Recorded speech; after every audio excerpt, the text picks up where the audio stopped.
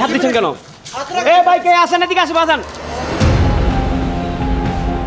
এপ্রিলের 15 তারিখ বিকেলে নগরীর দেওয়ানবাজার 1 নম্বর দেওয়ানজি পুকুর লাইনত অবস্থিত সাবেক আওয়ামী লীগ সরকারের পররাষ্ট্রমন্ত্রী হাসান মাহমুদের বিরুদ্ধে দুর্নীতি দমন কমিশনের আনিত অভিযোগের বিষয়ে সংবাদ সংগ্রহ করতে গেলে সাংবাদিকের বিরুদ্ধে অতর্কিত হামলা করে হাসান মাহমুদের সেই ভবনত অবস্থানরত গ্লোরিয়াস ম্যানুফ্যাকচারিং কোম্পানির মানুষজন।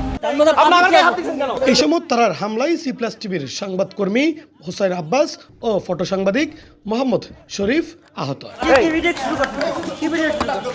উক্ত ঘটনায় কোতোয়ালি থানাত মামলা দায়েরের প্রেক্ষিতে চট্টগ্রাম মেট্রোপলিটন পুলিশ কমিশনারের নির্দেশে কোতোয়ালি থানার অফিসার ইনচার্জ তত্ত্বাবধানে সাব ইন্সপেক্টর খায়রুল বাসার তার সঙ্গীয় ফোর্স লইরে অভিযান পরিচালনা করিয়ে একজন আসামিরে গ্রেপ্তার করি জেল হাজতত প্রেরণ করে এবং বাকি হলরে গ্রেপ্তার করি বেলাই অভিযান চলমান আছে বলে জানাই কোতোয়ালি থানার officer in charge Abdul Karim. C+ TV সংবাদকর্মী তার সংবাদ সংগ্রহের নিমিত্তে দেওয়ানবাজার এলাকায় একটি বাসায় গিয়ে ওখানে গ্লোরিয়াস নামে একটা ম্যানুফ্যাকচারিং ফ্যাক্টরি গোডাউনে গেলে ওখানে তাদের কর্মরত যারা স্টাফ ছিল তাদের সাথে সংবাদ সংগ্রহ নিয়ে একটা বাকবিতণ্ড এক পর্যায়ে তারা তাকে আক্রমণ করে।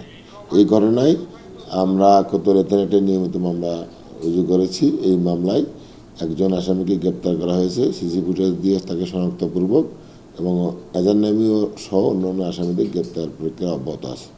জানা গিয়ে 5 আগস্ট পরবর্তী ফালে তাহা নিষিদ্ধ সংগঠনের বেশ কিছু নেতাকর্মীল হাসান মাহমুদের ভবনের আন্ডারগ্রাউন্ডত এবং গ্লোরিয়াস ম্যানুফ্যাকচারিং ইন্ডাস্ট্রি নামক উগা প্রতিষ্ঠানত আড্ডা জমায় এবং দেশত নাশকতা তৈরির লাই এটা বই বইরে চক আঁকে। এই তথ্যের ভিত্তিতে এমনকি সাংবাদিকের উপস্থিতি টের পাইরে ওই প্রতিষ্ঠানত বহুত কার্টুনবর্তী মালামাল লই যাওয়ায় যা নিয়ে স্থানীয়দের মাঝে প্রশ্ন উঠে এমন কি আছিল যেগিন সাংবাদিক দেহিরে তাৎক্ষণিক সরাই ফেলাই।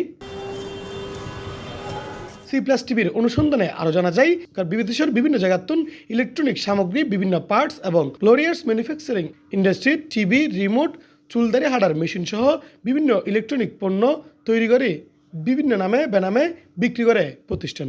আর এইসব গতিতে তারা ব্যাপক ভ্যাট ট্যাক্স ফাঁকি দিয়ে বলেও অভিযোগ আছে। প্রতিষ্ঠানের মালিক SM সানাউল্লাহ তার বাড়ি বরিশালত। এর আগেও তার বিভিন্ন অনিয়মের কারণে তারে CNF সদস্যত্ব বহিষ্কার করা হয়। এর আগে সাংবাদিকতার বিরুদ্ধে এমন সন্ত্রাসী হামলার তীব্র নিন্দা ও প্রতিবাদ জানাই সমাজের বিভিন্ন স্তরের দায়িত্বশীল সুনাগরিকল।